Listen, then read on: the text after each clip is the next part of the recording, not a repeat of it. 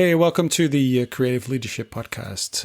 I started calling my podcast Time Travelers because all the stories are about traveling through time with my guests. We learn about their origin story. We learn about what shaped them, what made them who they are now. And I'm really interested in those stories for a simple reason because I'm trying to figure out what makes an innovator, what shapes a change agent, what makes a leader, what creates a creative leader. What is it that that they do and have that is significant and which might kind of inspire us. So one of the things I've learned actually is that we're all different. You can't really copy anyone. It's not like you can say, oh, here are the top 10 tricks to become an innovator or a more successful person. I think that's total nonsense, to be quite honest with you. There's no fixed recipe. There is no fixed set of steps that you can take. Yeah, there's life. We have to deal with it. I mean, something that real leaders or creative leaders do that can inspire us is they stretch the boundaries of what we thought was possible. They do things that allow us to go beyond the limitations that we thought we had or we thought were set for us. So I think that is a role that creative leaders do have. And today on my show, I have Gordon Adomdza. I talked to Gordon about his journey and how he became a leader and how he became a design thinking evangelist. Gordon lives in Accra, Ghana. And I'm very proud to call him my friend. I've been a guest at his design thinking conference in Ghana 3 times, twice in Ghana, and the last time this year, unfortunately, virtual. So I really enjoy my conversation with Gordon about his journey and his travel. So. Enjoy. So I probably would start off by saying that I'm a workaholic, and that I accepted. I've always known that, but I accepted it recently that perhaps, that's my maybe you can call it a deformity, or you can call it as a burden that I carry, and maybe it's okay. I was born to be a workaholic. You were born to be a workaholic? What is a workaholic? And maybe it's okay.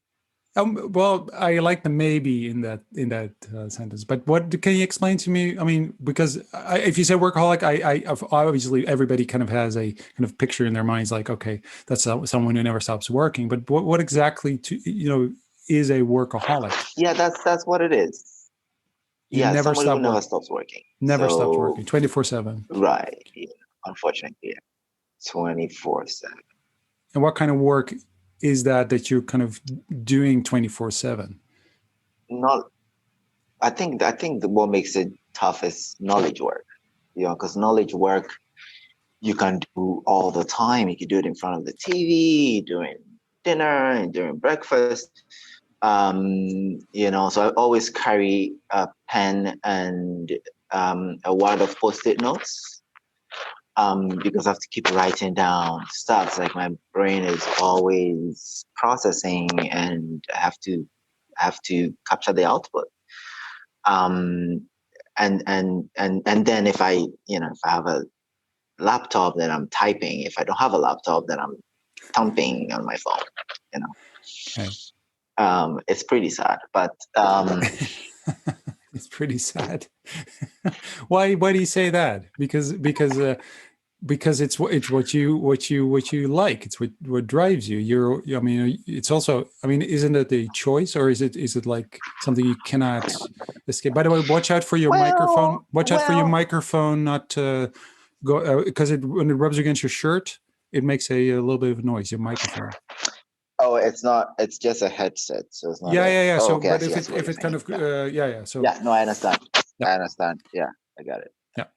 Okay, so my question was, you say it's sad, which is like, it's because the way you describe it is like, I'm in prison because I can't escape. It's my I 24/7 I'm working and I can't help it. It's sad, but at the same time, it must be also because you're passionate about what you do.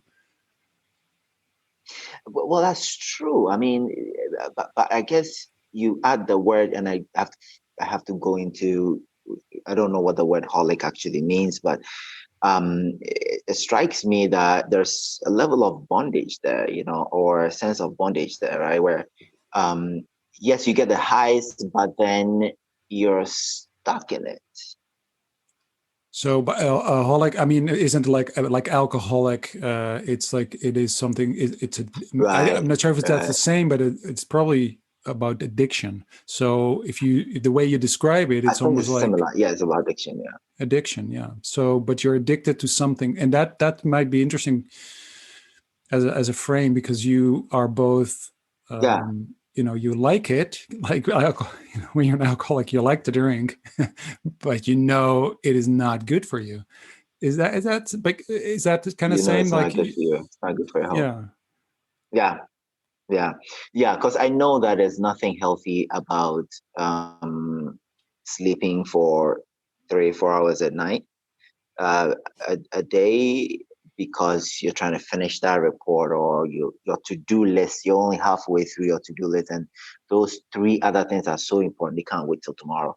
So you need to stay up another 2 hours, even if you're really sleepy, and finish them, because because tomorrow you're going to have another longer to-do list. And what happens if you stop? There's nothing healthy about that. What happens if you just say, I'm just going to stop I'm not going to do it? Is that when you feel like, what kind of feeling does that give you? If you would imagine yourself saying fear, I think fear. Fear? Yeah. Fear of like what? I don't know, but I don't know. I mean, it's not like everything is. It's not there's somebody standing over you saying you have to do this, right? Exactly. It's all your own. Yeah. So I guess that's where the bondage comes in, and that's where the addiction comes in. Yeah. Yeah. Well, I recognize. I mean, I'm poking you a little bit, but it's not like I'm any different, because I'm like, I know where you come from. It's the fear. I have the fear. Yeah. So for me, it would be fear of missing something, or you don't want to kind of I don't know. And it is if you start thinking about it, what exactly? Because I also am a firm believer in that. Sometimes you have to stop. You have to kind of spend time to understand, what's going on, look around, look up, and, look around. And so I do try that. And I think I think a lot of people recognize this, because this is why, for instance, at least here in this country, things like mindfulness and yoga are extremely popular all of a sudden, because I think people are looking for that kind of moment of justification. So it's also like, it's okay because no, I'm not doing nothing, I'm actually doing yoga. So you're doing something. You can't just say no, I'm just doing nothing, because that sounds negative, and you have to be productive, and you have to be, you have to kind of move, you have to keep moving. I know. So for me, that's it's a restlessness. But for me, maybe, I don't know if that's the same for you. So I'm wondering if it is. For me, it's also just my head. It never stops. And when I listen to you, like, you always have a pen. That's the thing. Yeah. I would take a pen and a wad of Post-it notes to the yoga class. Yeah. Because you never really know you never really know. You never really know what. You never really know what what's gonna pop up. Yeah. Well, exactly. Well, yeah, but it's true, and so that's the interesting paradox because things pop up when you actually stop thinking about work. And so Exactly. if I have to commute, or with like specifically here, I take my bike, or if I take a shower, if I'm just like really not thinking about work, then I got all these ideas. So so you can't Exactly. escape it. So How you do you need capture them? my wife actually bought How to me a escape it? notebook that is kind of you can take with you under the shower, so it's waterproof. A waterproof notebook she bought for me. I want one of those. I want one of No, those. it wasn't that. That is sad. Then you're like, oh, I want one of those. I okay, want yeah, one of those. yeah. I think they're out there. You can buy them, and the pencil that You you get can. the picture now. I know. So is that something that you've always done? Do you know when that started? When did you start realizing that you were a workaholic? I I've always known, and I thought, well, maybe it's just because I have these projects to work on, and then I guess more recently, well, yes, I know. Um, I think it's during the lockdown when everybody was talking about immune systems, and I started sleeping more, which means 6 hours, um, and um, and then it hit me that wow, I was drinking coffee every day just to keep up, and I didn't have to drink coffee during the lockdown, and Ah, I was sleeping. I didn't have to use an alarm clock, and I was shocked, you know, right. that you could live like that. Um, and I Yeah. was like, wow. But then, of course, it didn't take too long. So You slipped back in the old pattern. right, so that's when it struck me that what it is what it is. It is Right. what it is. But if Maybe I you look, shouldn't try that hard to you know. well, yeah. So, well, yeah. Well, yeah, maybe. But it's still interesting to see because somewhere in your life, this. I mean, because so if we kind of go back and in time, um, where were you born, in Accra, or somewhere else? Right. So yeah, so no, I was born in the middle of the country in Kumasi. And my dad was a civil servant, so which means you get transferred uh, every 5 to 8 years. Right. It's not something you choose. So we got transferred across the country. So I basically lived in many parts of Ghana, Hmm. um, and picked up. So which means that you pick up the local language and local dialect as well, Right. and you don't really build up the the concept of of friendship so much because you lose them so quickly, Right. so you tend to sort of internalize and rely on yourself, well, not rely on yourself, but not Hmm. rely All on right. others, because you're not, in 5 years they're not going to be there. So, So how I old say were? that because I think that affected a few things. Yeah. Okay. So how old were you when this happened? Between which age did that traveling? Is that like your whole childhood? between between 6 years and 14 years, Right. Okay. So very 15. formative years when you that's Yeah, exactly. So yeah, and was your father yeah. a workaholic too? Um, that's what I'm thinking is the case, because I watch my son, and I see all of the traits, and so I'm Really? thinking that there's something there that it might. Yeah. Um, yeah, I see it, you know. spends so much time doing work, and and sits down and conceptualizes, and he likes to write. He's only 11, but he writes. Really? Wow. He writes volumes, really, like combines all the um,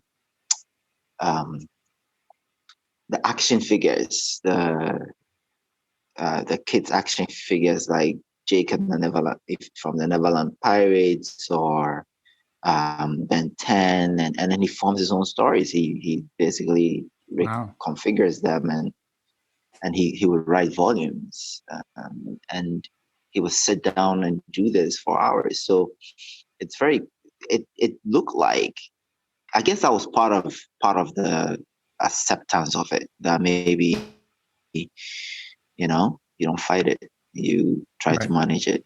Right, because it's part of who you are. Yeah.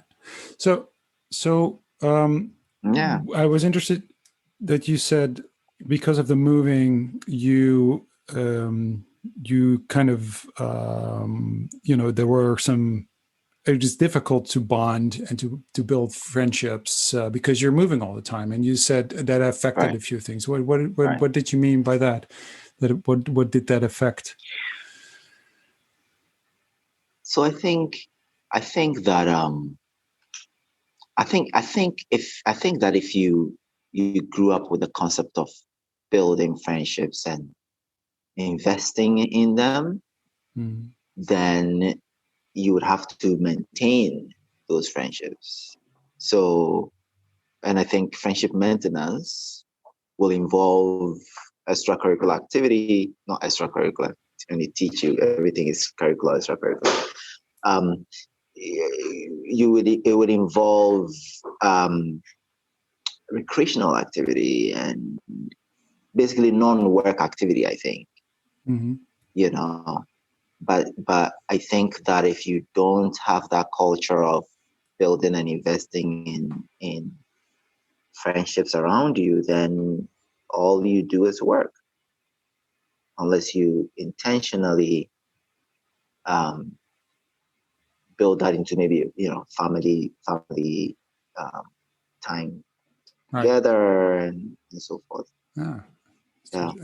So, and when did you? So, when you were, as you said, it's until you were 14, right? So, your father was kind of moving from location to location, and so after, when you were 14, so where did you live?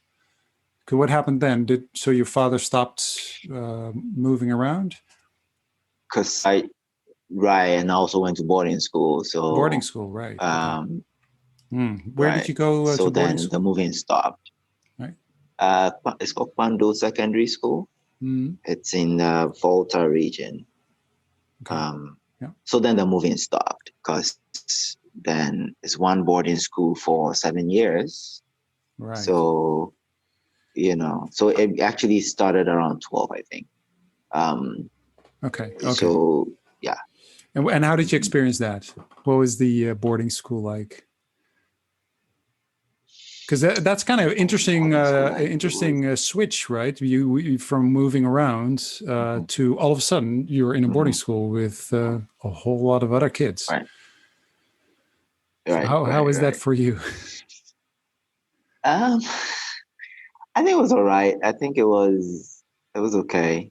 It was okay. Trying to think. I don't remember. Did you anything study different. hard? I mean, were you like a good student? Did you? It was studying hard. I wouldn't describe myself as the brightest, I wouldn't describe myself as the sharpest in the class, but I worked really hard for my grades. So, yeah. So studying hard, yes. Studying all the time. Of course. I'm getting the picture. But then, it wasn't like I didn't play at all, right? I just studied harder than played. Right. Yeah. Okay. And so you went, and that's 7 years, right? 7 years at boarding school. Mhm.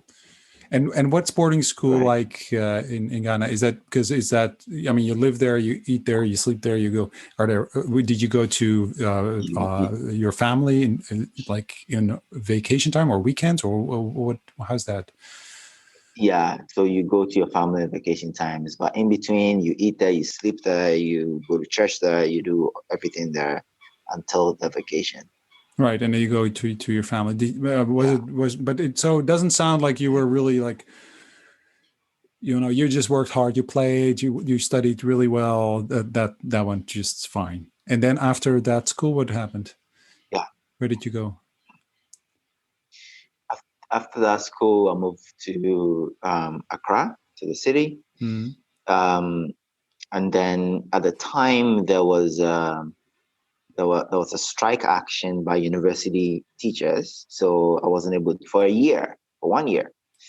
And so I went to professional school, professional course, a school that did professional courses, and I studied marketing for a year. All right. So basically, the Chartered Institute of Marketing in the UK, Chartered Institute of Marketers from the UK. So studied that for a year, and then when the universities opened back, went to University of Ghana while still studying for the second level, because I'd already written my first level. You had to write 3 levels. I'd written the first level, so when I went to undergrad, when I started my undergrad, I was still writing my professional school certificate courses. Right. So I started my undergrad instead of studying for 5 courses, I was studying for 9. Right. That's awesome. And you managed. Right. So I basically was studying in terms of hours, I was counting, it was about 15 hours a day, Yeah. maybe. So this is where so my question that I asked you in the beginning, like, when did it start that you started realizing you're a Right. workaholic? Yeah. Now I understand. Yeah, I understand what you were saying. Like I also understand the look in your eyes. Like you were like, what do you mean when it started? Like, it's just that's Always been there. it's always been there. It's like wow, that Right. is so really interesting to see Yeah. how you and Yeah. then your son. Yeah, so I get why you now, because you see your son being similar in sort of in being able to spend so much time and energy on something that he Yeah. loves and is interested in, Right. that you say, well, yeah, so it's in the DNA. It's just you cannot do much about Right. it. So why would you fight it? Yeah. That's fascinating. Right. So okay, so then you went to the university, and so what did you study Right. in university? So I went in as an economics major, studied economics, philosophy, and political science. Hmm. And then I Why majored in did you choose that? economics, and because I studied economics as a major in high school, Yeah. economics and Why did you? government. I mean, it's maybe stupid question, or maybe, but why? Why? It's interesting because I don't think I don't think there's a lot of, it's gonna sound like a pun, but I don't think there's a lot of thinking behind choosing courses that early in life. It was just like, okay, you're doing True. this, okay, so you can do that and that. Okay, maybe Yeah. you should do this, and Right. then Exactly. Yeah. Yeah. before you Okay. know it, Yeah. you have a profession, and you're Yeah. wondering, Yeah. how did I get here? No, but So that's key. That's an yeah, that's interesting, what it actually, was. really interesting insight, because I mean that's it, right? Because you Yeah, don't, how do you know, yeah, right? At that time, so you kind of just choose yeah, that, and you're yeah, like, why did I choose that? Well, I don't know. Yeah, it's because yeah. I don't it's know. you don't know, and then you come, and then all of a sudden Yeah, you end up with a yeah, profession, and you're like, well, how did I end up here? Is yeah, that something? Yeah, it's Yeah, interesting. yeah, But yeah, you, yeah. okay, so No, you went, exactly. yeah, so you did the university, so you went through in university. That, how did that go? Was that also just hard work, you know, go, and Right, right. But just before I get there, I remember um, when we're choosing courses or we're testing our courses in high school, I thought geography was really interesting, and I mm, went to the geography class, and it was on the third floor, and there was a mango tree that was about the height of the building. And so the teacher was teaching, and I was deep in thought. I don't remember what I was thinking, but I was not. I was looking through the window into the mango tree, and the teacher asked a question, and I was like, "Huh? What? You know?" And he basically said, "Get out of the house. Get out of the class. You really? know, don't come back." And so that's how I didn't study geography. Because of the mango tree. Yeah, yeah. You Because of don't the know what mango you were tree. dreaming about? Yeah, Because but I don't remember. I don't. Yeah. Um, well, interesting way how but life kind of, yeah. somehow just happens. You know, yeah.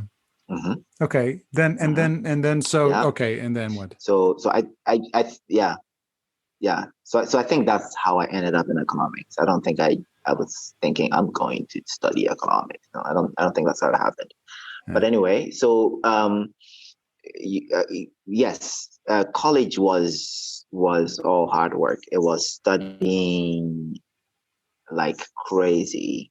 But like I said, my in my own way, I balanced it out. So I will study the whole week and then stop on Friday night and go hang out with the boys Right. Yeah. until, you know, Saturday morning, and then rest on Sunday, and Sunday afternoon starts the week again. Right. And so that was the pattern. And it's funny because I had some friends who later on were saying, "You fooled us." I'm like, I didn't fool you. You just had a different schedule, you know. Because you were out with us on Friday night. I was like, yeah, you know, I didn't ask you not to study in the week. You know, you can study in the weekend. Be out on Friday night All right. doesn't mean Yeah. being out on Friday night doesn't mean that I partied all the time. Right? Mm, That was my release. right. So so for So people who don't know Accra, okay, can you paint me the picture a little bit of going? What does it mean? What kind of city is it? And how, if you go out, yeah, and I did spend some time in Accra with you as well, and you showed me around a little bit. yeah, So I yeah, have a little bit of a yeah, picture of yeah. it. But what is it like Right, right. to go out with the boys Friday nights in At Accra? night. Yeah, yeah, yeah. So Accra, secondly, I guess depending on where you're from, it's a city, but parts of it feel like a small town or a suburban, setting. Once you move away from the high rises, so there are very, very nice areas, and then you move away and you have, normal corner stores and bars, and a lot of the bars are um, outdoor bars, if you will.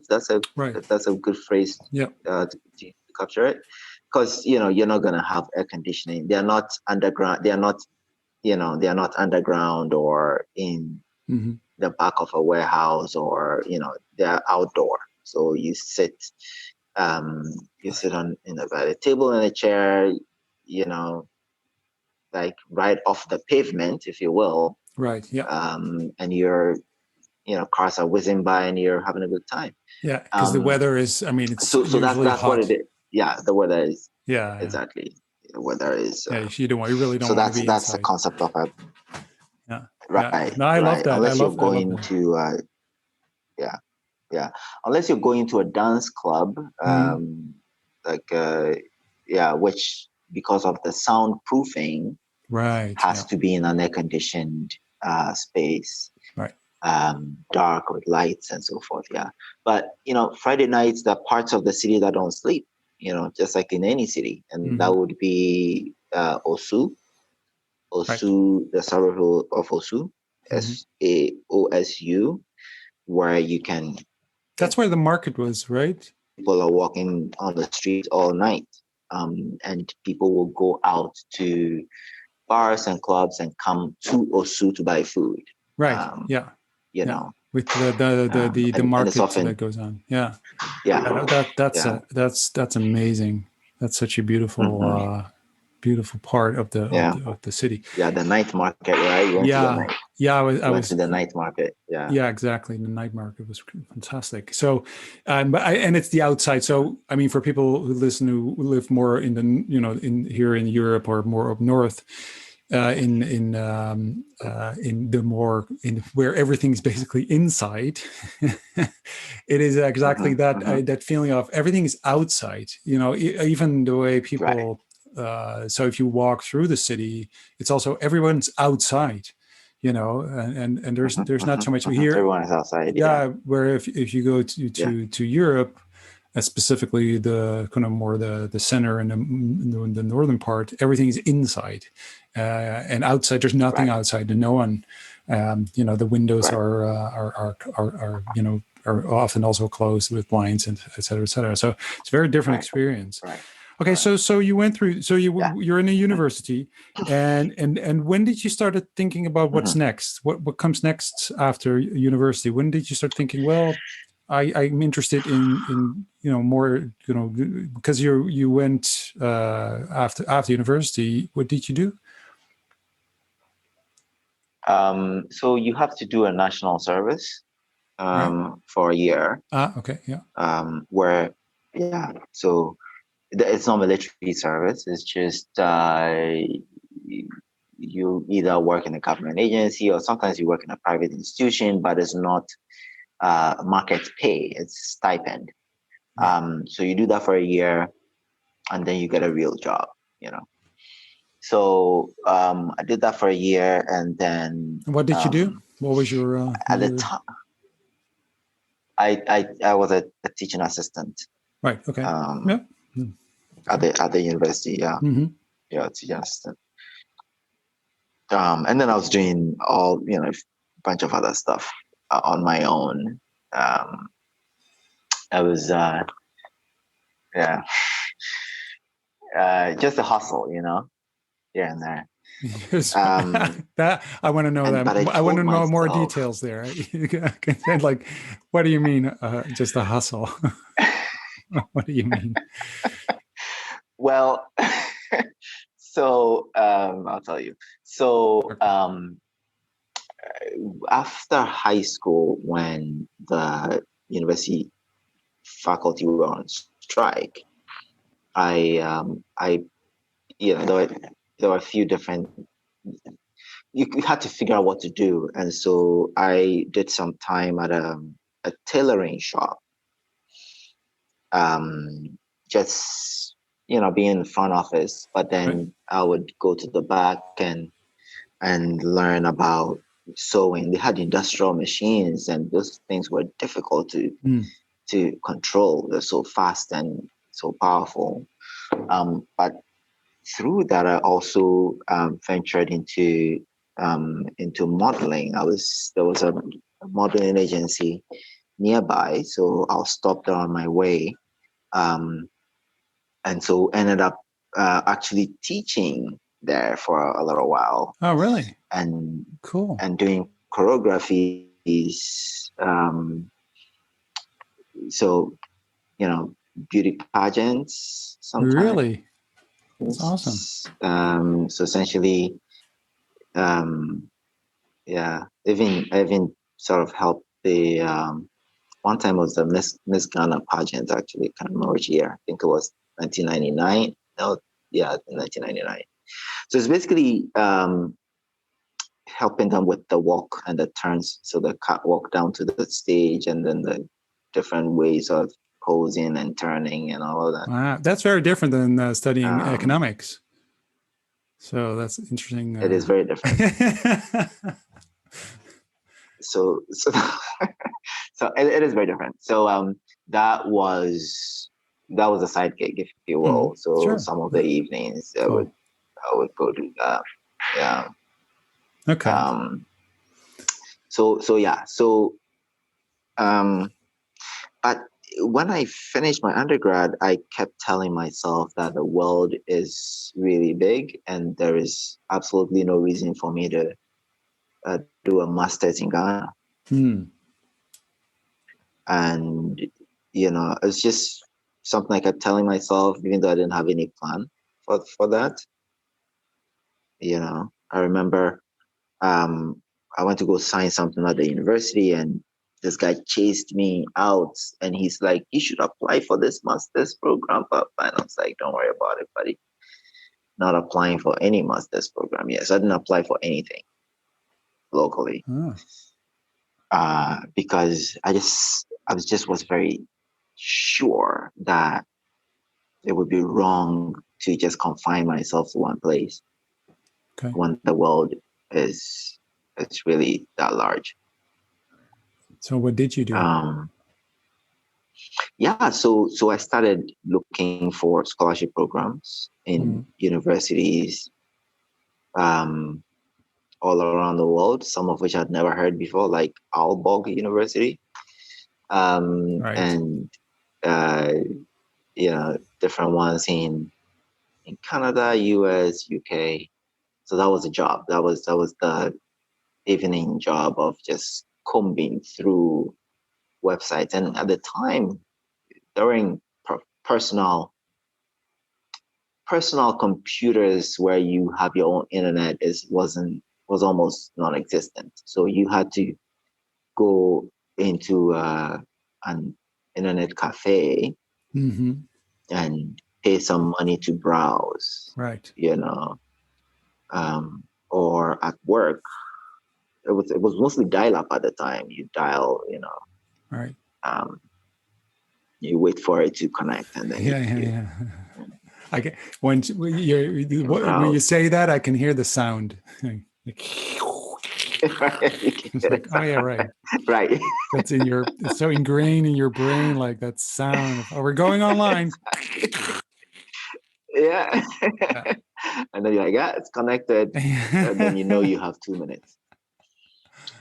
Right. So all right. So you were browsing. You're in an internet cafe. You're browsing and you're looking, and there's the world it's a big place. So there's so many things. If you look at all those, possibilities, opportunities. So what happened? So how did you? What did you choose and why? So I got a number of programs mostly in Canada. I got programs out in a bunch of different countries, but in Europe, you got free tuition, but you didn't get additional scholarship for room and board, which didn't work because you couldn't afford the room and board. So, but for the Canadian ones, had that. So you got free tuition. You also got some scholarship for personal upkeep and room and board. So yeah, that's what I did. And even in Canada, there were 3 universities. There were 3 universities that I got economics for in, and I chose the one that gave the highest scholarship, which was also not better than the other 2. Okay, and which one was that? It was University of Waterloo. So it was an engineering university. Engineering and math, with a small arts program. So you moved to Canada, to Waterloo. Waterloo, yeah. And how Cold. yeah, it's kind of like because we were just describing going, hanging with the boys, always outside, life's outside, Always outside, and yeah. then you go to Waterloo, and then that's when there's one nation, I think where things are specifically in the winter time. Obviously, things are inside. It's Canada, and Everything is inside. right. Yeah. Yeah. Everything is inside. Yeah. Yeah. I remember I tried going out a few times and I was like, this is not gonna work.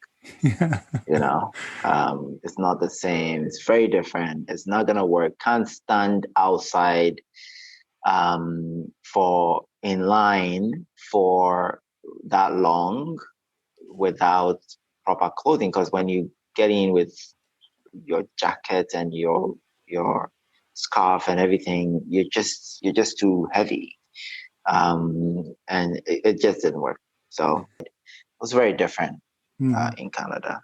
Yeah. So how did you So cope? How did you cope there? Because I mean, at the same time, you did kind of grow up, moving around and being used to not having like really deep friendships, as you said, because you've been moving around so much. So then you moved to Canada, where I mean, were you? I mean, did you have a good time? Did you have friends? Did you have people to connect to? Was it? Because everything's so different there. So I can imagine it's also difficult, although you were used to kind of maybe that situation. But how did you experience that? um, so I think it was pretty slow. Um, the harsh realities of the weather. I mean that was surprising. But I think um, from childhood moving to new locations and adapting quickly probably was helpful. Mm-hmm. So right there, I knew it was familiar. The weather was different, but it was familiar. All right. This idea, if you move to a new town, city, you make a few key friends, you don't overdo it, and you get everything in place and you start operating. Mm-hmm. It's almost like setting up a factory. All Um, right. and yeah, so I don't think it was that hard. Yeah. And Um, and you just worked really hard to get the good you're right, grades. because different contexts. Yeah, so I was in the computer lab all the time. Right. You know, Okay. um, And what was your topic? What were the topics that you were studying? What were the things, or what were the things that it interested was you the it was most? it was applied economics. Mm-hmm. Yeah, it was applied economics for 1 year. Mm-hmm. Um, so it was short, condensed, focused, and in a new environment. So I had to work harder to be able to. Well, I thought I had to work harder to cope or survive, but then I realized that I was actually doing pretty well working hard. You Mm-hmm. know, um, and sometimes I even had to hide my performance from my friends because it's like, what are you trying to prove? Oh, really? Oh, really? So you felt awkward about what you were actually doing, about the good work that you were doing. Why are you so working so hard? What are you trying to Right, because prove, man? then, Yeah, yeah. right, Wow. it's like, So you're like, why no, why are no, you trying to no, be no. different? I Why are know you not I'm trying to be like us? So, right. That sort of because you were you know, you needed to adapt, and you felt that part of adapting was right, also not, yes, not showing everything because it might make you look odd, different, and odd, and okay, right. that's interesting. No, So, I was already getting that. I was already getting that from them. right. It's like because when you say when they say how was the exam and you say, well, I thought it was okay, and then it comes and it was way more than okay. And you're like, what, are you trying to fool us? What, So this is your friends in So Accra saying this is the same with your friends in Accra, right? They're no, like, no, this they're is like, we're my trying no, to, no, what no, are you no. This is doing? my friends. No, these are my friends in Canada. No, I mean, it's the same My new response friends. as your same response as your friends in Right. Accra Yes. Yes. saying, hey, Yes. what are you Yes. doing? Yes. You Yeah. went out with us. Yeah. What What are you happened? doing? Right? Yeah. So it's like, Yeah. no, Exactly. it's like, yeah, you're Yeah. you have a Yeah. you're complicated as a person because they don't Right. know Right. what you are. Like Yeah. on one end you can play Exactly. and you seem very Exactly. relaxed and you're like, and then if you're hiding actually all Right. the hard work that you're doing, you're like, yeah, it's okay. And you're like scoring all these amazing things, like what's going on with this Right. guy? Right. But Right. and I you think you and you captured it well. and you're just trying to adapt. You try to belong, and I'm that's just some. trying to survive. Yeah, exactly. But you're trying to survive Yeah. in both being who you are, the workaholic, and working really hard, Right. and also adapting to sort of the Right. local environment that you find yourself in and the way people behave. So you're Exactly. both really observant in the sense that, okay, so I actually have to kind of adapt because that's what you were taught as Right. a child by experience. You adapting to Exactly. these different circumstances, but at the same time, Right. you're trying to, so you're also hiding a little bit of yourself there. Right. Yeah. Right. That's Right. interesting. Not to reveal all of it. Yeah. Cause that might, yeah. Yeah. Interesting. So, okay. So that was the year in Waterloo, which, Right. which wasn't your Waterloo, but it was It wasn't. Waterloo. So what happened next in the story? Right. So it was a 1 year program, came by very quickly. Mm.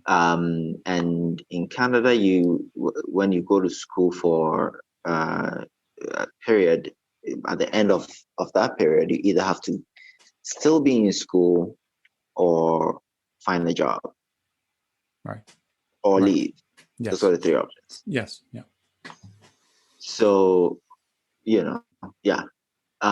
So I looked for a job, but then they would say, well, you don't have Canadian experience. Mm-hmm. Mm-hmm. I said, but of course I don't have Canadian experience, Yeah. So I just, I came to school here. So, but then, didn't matter. And I thought it was too short to go back. So I will then, so I started looking at the third option, which is to find another program Right. to enroll in. And so I looked around and um, found management science, which was in the Faculty of Engineering. Mm-hmm. But it was interesting and different, So Waterloo is one of those few schools that kept their management science department. Mm-hmm. I think MIT as well. So because these management science departments are what used to be the business schools in the 70s and 80s, I think, Right. Mm. before the regular business school came along. Right. So Exactly. Yeah. So it was really interesting. So I joined the management science department. I figured out how to raise scholarship, both working on campus, working with a faculty member as a teaching assistant, a research assistant rather, Dr. Thomas Astebro, Swedish guy, very, very nice guy. And so I was able to string things along and join the program. So did that for 2 years, and I was working. So I already know the system, and so I was able to survive better as a student. And also broaden my horizon because now I was learning more about management, technology, And that's also where I discovered entrepreneurship. Right. How did you discover entrepreneurship there? Because was that a part of the curriculum? So I was doing work with Professor Astibro.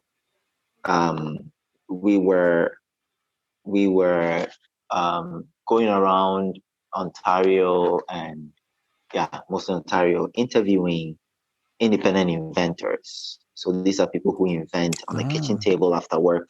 Right. And they often come up with stuff that you find at the hardware store and the recreational store, little tools for camping and for doing this and that and that. You know, they're not professional inventors.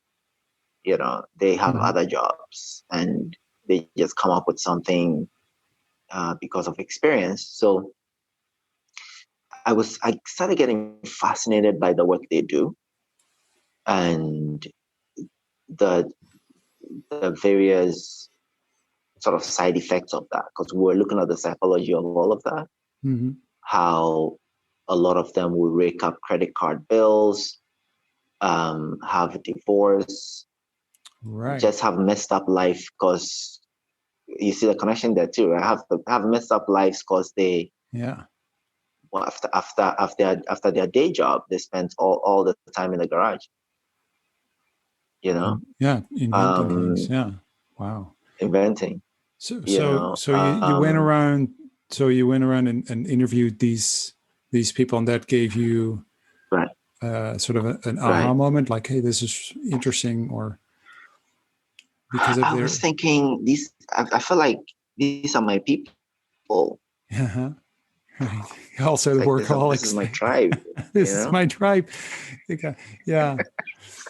They can't stop working. I love these people. They ruined their lives. They have divorces and and all these debts, and that's my credit card bills, and then like, yes, these are my people. They need my help. You know. This is awesome. Yeah. So I felt a real connection there. Right. I felt a real connection there. So I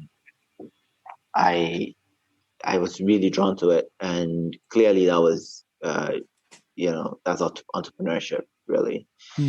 So so I tailored my master's thesis to the concept of studying how these people work. There was something interesting that we were finding, which is that because they spent all this time working on these ideas, they bonded with the ideas and the products. And the bonding then negatively affected the commercialization of the ideas. So it's almost like they lost twice. Well, because commercialization requires you to cut deals with business people, and often those deals they're normally not in your favor, right? Because the business and economics of getting a product listed on a hardware store, a product that sells for $10, but then you are given $1 per product, and you're thinking, but it's my product. And they say, yeah, but that's just how it works, you know? Right. It's like, what about all the $9? And you say, well, you know, and you explain to them and they don't understand. They're like, no, that's a bad deal. I'm not going to sign off. And so a lot of them were losing double, right? They spent all the time, energy, and everything working on these products, but then will not play with the market people and the business people to get the benefits that they can get, and we thought that was fascinating, you know. So that became the subject of my PhD thesis, because after my master's, Thomas Tibro said, "Hey, you know, that wasn't bad. Do you want to do a PhD?" You know. Of course you do. So it's easy. for you, it's like, yeah, sure. Yeah. Other people Right. I was will like, take, like half of their life, to do a PhD. It's like the worst thing they've ever started doing. right. And I know quite a few of them, and it's like horrendous. You're Yeah. like, oh yeah, Yeah. you just do your PhD, man. So it's Yeah. Yeah. Yeah. fantastic. So that's what it was. Yeah, I was cool. thinking, do I do it now? Do I do it later? But it just made sense at the time. Yeah. So I stepped into it. Yeah. Fantastic. So Yeah. did that research you do, because actually that's really fascinating actually as a topic. I'm very Right. fascinated about what Yeah. you just Yeah. described, these kind of Yeah. these people who are, this kitchen Hmm. table inventors. Right. Did you publish your PhD? Is that Yes. So it's not. It's just a thesis. mm, You know. Yeah. I don't think I want to. I think you I'll know be when you embarrassed to go read it right now. But all right, um, we won't mention where that can be no, you found, but shouldn't. Don't look for it. Don't look for it don't either. don't look for it, people. It's Don't look for it. Yeah. it's really not Yeah. worth it. No. It's not that good. I don't believe you. This is where you go hiding yourself again, right? Like, nah, it's nothing. It's nothing. It's really, it's just a It's little bit. nothing. It's just, I It's tried, and it's like, nah, it's you know, nothing. yeah. And No. then we read it, and we're No. like, oh my god, this is amazing. No. I See, I don't. wouldn't know that because I would never read it. But See, so show it to the people, and we'll judge it. no, You're no, no, no, no, no. Don't do that. all right. Okay. All right. And then what happened? Then what happens? You have your PhD. Then Yeah. then what do Yeah. you do? Because it's like, where do you go from there? You're still in Right. Canada. So I was still in Canada. I graduated in 2008. That's when the market crashed. Right. So yeah, so I had all these interviews in the US, Canada, and they were being canceled one after the other. Mm-hmm. And I went to one interview at Northeastern University with another, one of the guys who, that all these, I think when you go through life and you meet these people who just change your life. Mm-hmm. So Mark Meyer was the head of department there. And I did the interview, and I don't think it was that great because, again, the market was crashing, so the jobs were shrinking, Right. and so there was an issue of supply over demand. Mm-hmm. But he was like, I really like, the way, like the way you talked about your project and, just personality and stuff like that. We should, we're going to talk. So they offered me a postdoctoral position, and I took it. That was the best thing, at the time. Everything else was burning around. Mm-hmm. Yeah. So I took that, and moved. So I also got married that year, 2008. In Canada. Well, my wife it's Canadian, but originally from Sierra Leone. Mm-hmm. And so, well, her brother. So we were going to get married in Canada, but then her brother announced that he was getting married in Sierra Leone, and so it was very clear that we couldn't have two weddings on two continents. So Right. Yeah. we headed to Sierra Leone Okay. to get married in Sierra Leone. That was not a plan, but it worked out beautifully. It's two for the price of one, So yeah, man. So you can't. two for the price of one. Yeah, a Thursday and a Saturday. Oh, really? Yeah, that's what it was. That Same must week. have been a big party. It was a lot of partying, Wow. but it worked out really well. And And then you so moved then, to the US. yeah, so got a U-Haul truck and a tow, what do they call it? A dolly. Put the car on the dolly, hitched it to the U-Haul truck, right, and drove from that was Hamilton. That's where I was. So Hamilton, Ontario to Boston. Right. It's not too Over, far I think away. it was 20. That's not that far. It's only 23 hours. Yeah.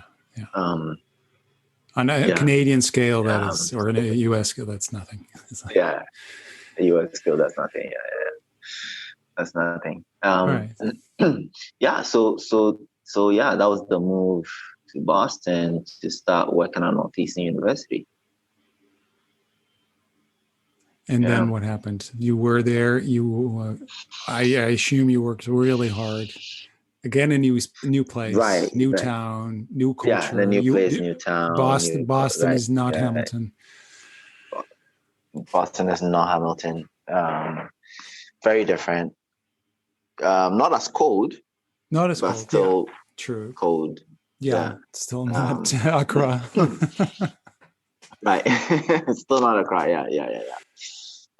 So, went through that whole process of, getting on tenure track, struggling to publish, figuring out it was tough, but it got quite stable after a while. But then along the line, so this is over 7 years, along the line, I was doing this trips. Well, two things happened. One was my mentor, sponsor, Mark Meyer, said, "Well, you need some industry experience, to be able to do a good job in a classroom, because it's a business school." So, yeah. And then he called up two of his friends, like, "I'm sending this guy over, to spend the summer with you." So one was a private equity firm. I went there. They didn't call me back.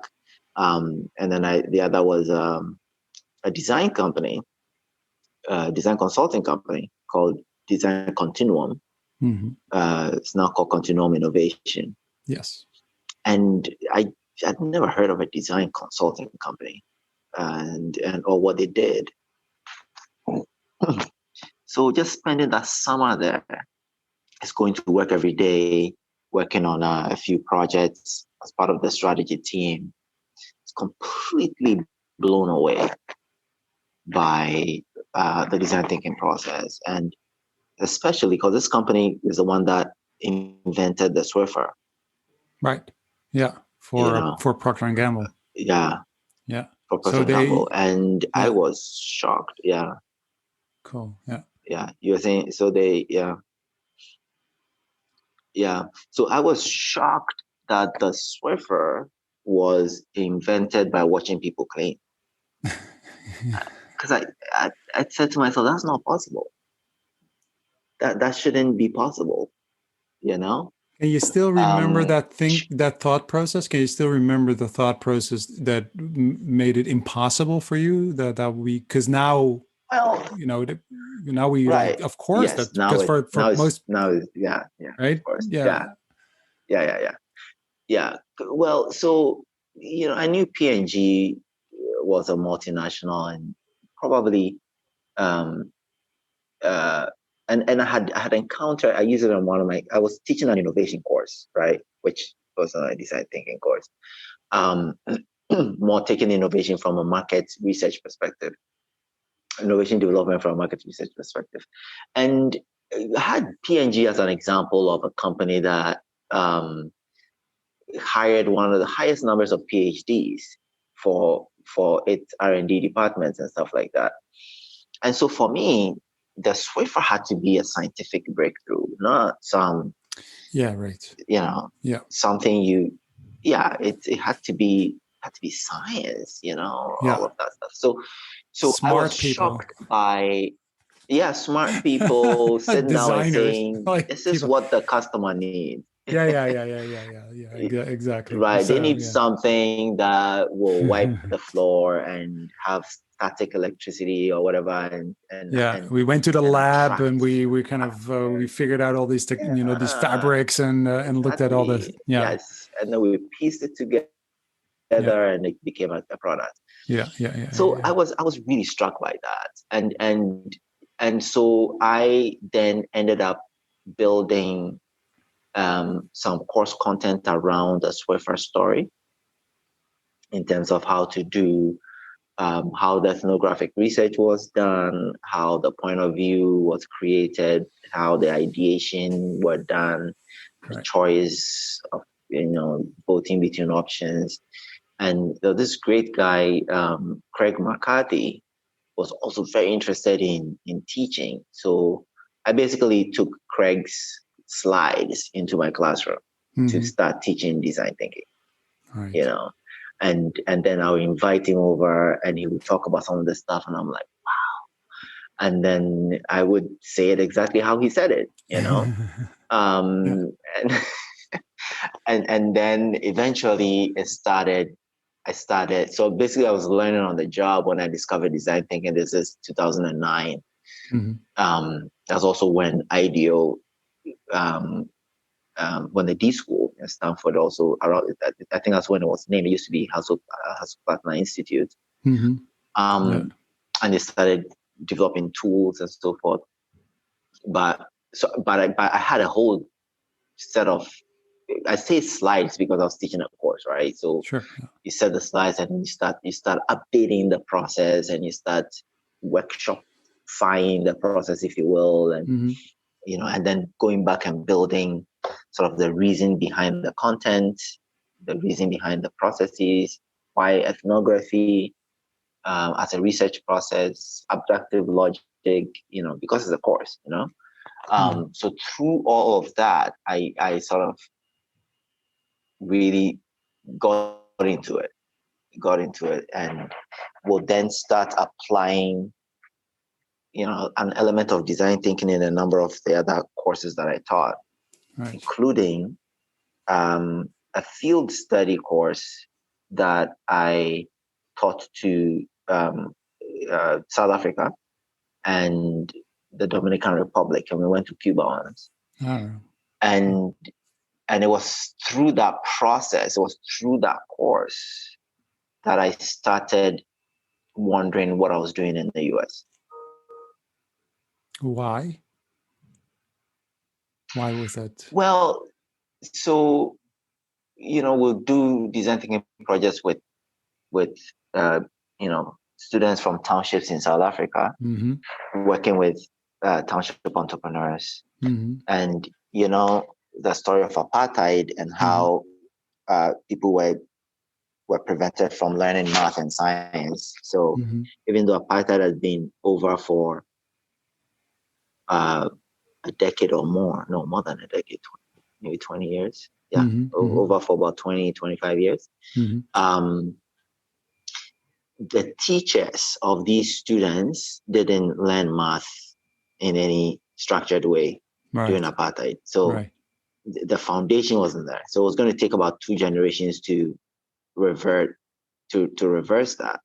So we'll have these students who could very articulate but couldn't solve simple logical problems to save their lives, Mm-hmm. or construct Excel sheets that computed, uh, you know, sales records or whatever. And I was shocked by that. I was thinking, wow, um, you know, there's great need on the continent, Right. on my continent, and what am I doing in the U.S. again? Exactly. Yeah. Yeah. You So. know, but I couldn't move to South Africa, right? I couldn't move to South Africa, Mm-hmm. so that's not where I'm from. So I had to start. Um, so from there, I went on the trips to South Africa. I'll stop. I'll do a stop in Ghana, Mm-hmm. and it's almost like refamiliarize myself with Ghana. Right. Ah. You know, Right. So slowly getting used again to right. where you were from. exactly. Yeah, Yeah. reintroduce myself to it. Yeah. Yeah. Get Yeah. Yeah. or yeah, get it introduced to me. Yeah. Yeah. So that's how it happened, and then it became very clear that needed to do the move. Right. And your family was also like okay with that, like your wife and. Well, she wasn't at first, but then we were exploring homeschool at the time because Mm. she had taught the first child to read before he went to kindergarten, Ah, wow. and when he, and then when he went to kindergarten, he basically did nothing for the year because the rest of the students were learning the alphabet. Yeah, because he was like he can read. Um, But exactly. is it like with from miracle kid? So How is it possible?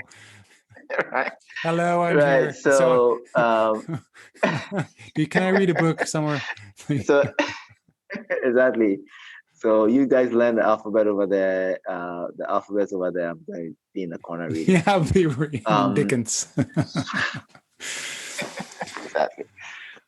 So I think the connect when we came to tour to look around and see what was I think the connection she made in her head was that was a trigger to start homeschooling. Right, right. Okay, Yeah. okay. So you moved to Accra, Yeah, moved to Accra right? to work at And Ashesi University. because that's where you were still, right? So you're still That's at the why that's where I am now. Yes. yeah, at the Yeah. university, but did you so you applied for a job there while being Yeah. They had in a the vacancy. US? Yeah, That's correct. They had a vacancy, and they were starting a program, one year entrepreneurship program for all first years, and half of it was design thinking. right. So, and at this time, I had built the design thinking into, well, I started with one class, and when I was leaving Northeastern, it was 5 sessions of one class for that particular course. Mm-hmm. Um, so it was really time to export it, if you will, to Mm-hmm. leverage it Mm-hmm. somewhere else. You know, yeah, yeah. So it was very attractive. Ashesi University was very attractive because what it meant was that the transition was very easy Mm-hmm. because it was very Americanized. Mm-hmm. Uh, um, the teacher to student ratio um, was very much like in the US, and I really didn't have to change my syllabus from Northeastern to teach at Ashesi University. So it was easy. It was great. And you So I went, jumped on it. yeah, and you went. So you went back to Ghana, and but you went back because you wanted to do things that were more meaningful on Right, your continent where you were from. And so right. so how did that work out? So what are the did it work out? And I think you're still really active, trying to kind of do these meaningful Right, things, right? So can you tell me a little bit right, about what you've been doing and are doing at the moment as well? right. So when I moved back, it was obviously to teach at not Sheffield University, but um also so I changed my Twitter handle to Design Thinking Evangelist. Right. Um, That's a big step. and No, that's a yes, very modern way of it's very funny in a way. I know that I do, I've done these things. Like I changed my Twitter handle so because yeah, I have found something meaningful and it has to be known. So my Twitter, yeah, yeah, that's yeah, so what is yeah. that still your Twitter handle?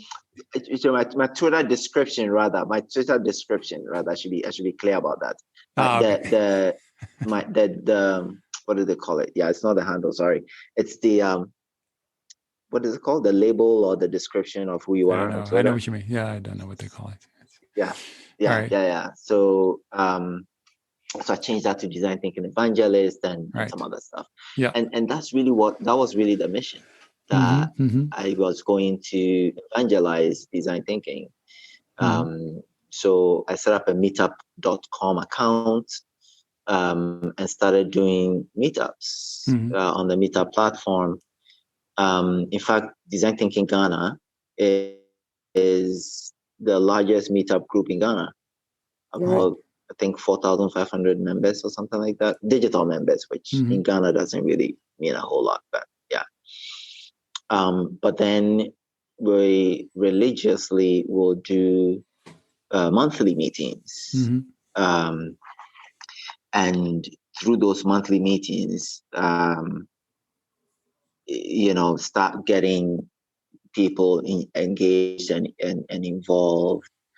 Um, and that's really how we built the recognition for design thinking. Teaching design thinking at Ashesi was also very helpful, because Ashesi is a very respected school. So it legitimized uh, the work of spreading design thinking outside. Right. Exactly.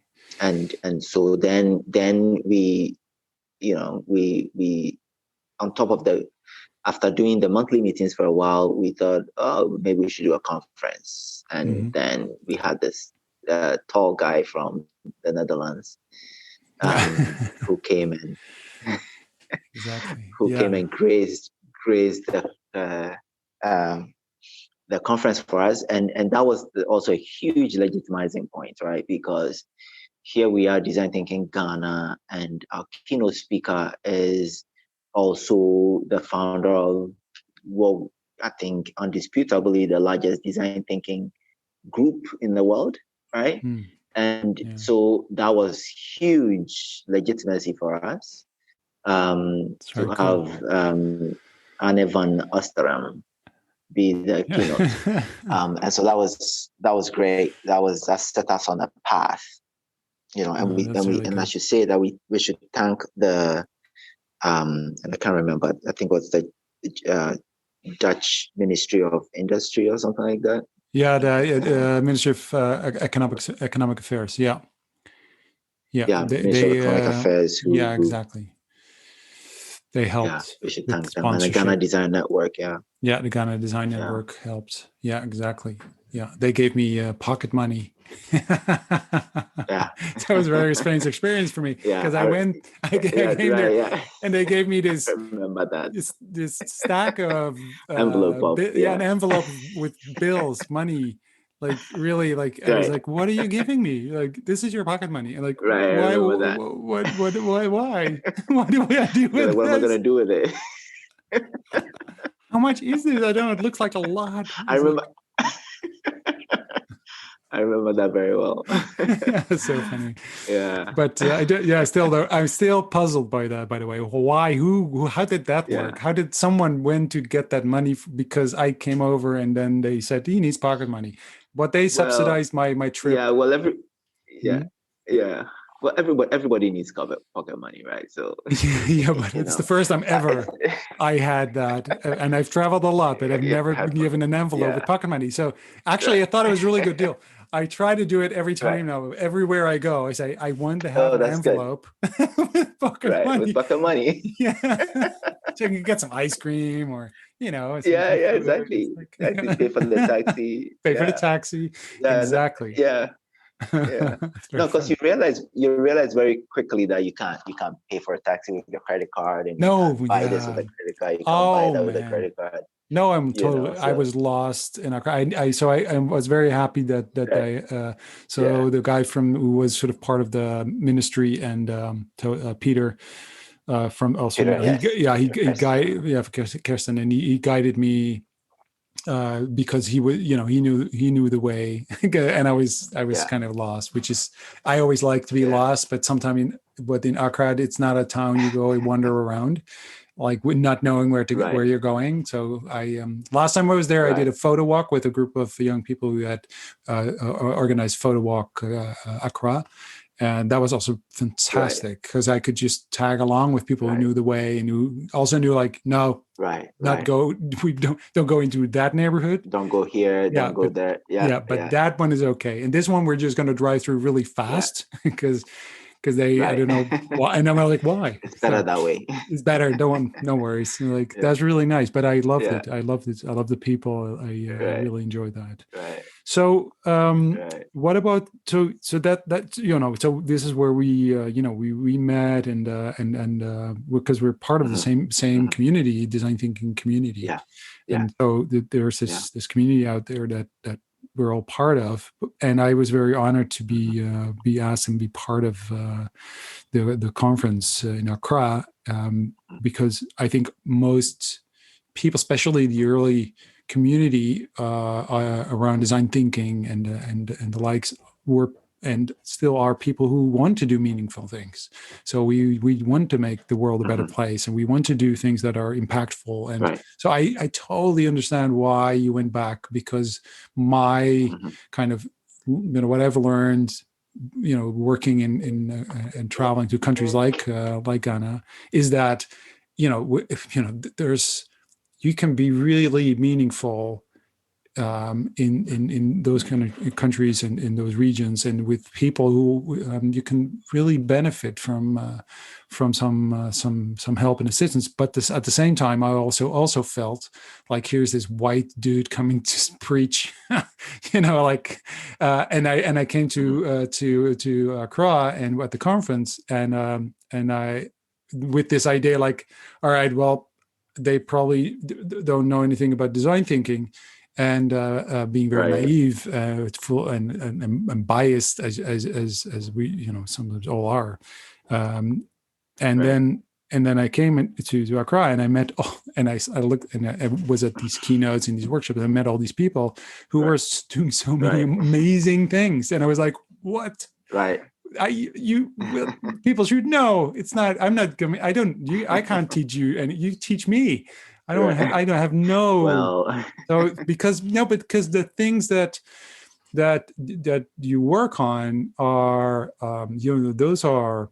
I mean, one example, for instance, was someone doing a project trying to solve this issue that people look for valuables in garbage, in dumps, and it's a very dangerous thing to do, because you know, you can get hurt, you can get killed, and there was people working with design thinking methodology to try to solve that problem, and I was like, that's so much more important than what I do. That's so much more important than what I do.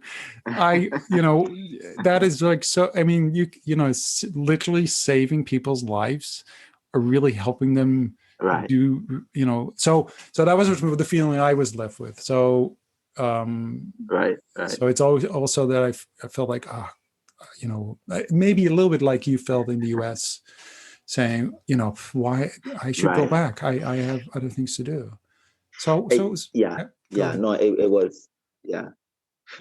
was exactly that, because you know, living in Boston and traveling to Ghana, to South Africa, Dominican Republic, Cuba, other places, it was very clear, you know, that you could either be in Boston and do these surgical visits and try to make an impact, or you just go there and do it. Exactly. And it's just way too important to sort of play games with it if you want. And so if the other factors like family and I mean, my kids were just about to go to grade school, and I knew that it would be a lot harder to move kids once they are in grade school. So it's better to move them just before they go to grade school. Yeah, exactly. So that's the right time. You know, so if that works, if that also lines up, then there's a great opportunity. it's a great opportunity because Yeah, exactly. yeah. So what's next? So what's going to be the future? So you've done these conferences. You're still at the university. What's your plan? What's your dream? So um, so we've done one-to-one design thinking outreach, if you will, and so I think that phase is going institutional. Doing more consulting, doing more training at the mid level, I'd say middle to upper level management line, if you will, um, or middle to upper management level, and maybe venturing into product development a little bit on the back of the typical workshop strategy development. So I guess you can think of it as making design thinking more, making it more tangible. All right. In terms of the outcomes. In a way, that's I don't know. That's probably not a good way to put it. No, I think it's no. I think it's in my mind it would be like coming full circle. It's because it came from there. It came from a methodology, a way of thinking, a process to develop, to design products, design thinking specifically, or services, but the goal is an outcome. But it became a lot of so it became a methodology, became a way of thinking, became a theory, became a mindset, which was really important. But now we have to we have to apply it and to create meaningful, be it products, be it services, but tangible outcomes. And I think a lot of people in the network, in the community of design thinking and service design and the likes, are moving towards that direction, saying, okay, so we've because we went from it's all about the customer to, well, actually we should change the systems and the structures. And but when we started changing those systems and structures, then the outcomes also need to be different. So now we're kind of saying, okay, so now we have to have different outcomes. To me, it's all kind of makes sense as a sort of evolution of or at least exactly, yeah, that makes sense. So that's and how what kind of shape or form are you going to do this? What's the plan? If you have a plan, I mean, I'm sure you have. Right. So yeah, that's a good question. Is there a plan? So we're getting more just flowing upstream with the current. We're doing more work with development agencies now, with some companies. So for instance, right now we have 3 projects with development agencies. Doing design, so consulting, so the ethnography work, curating workshops, and developing entrepreneurship training content. So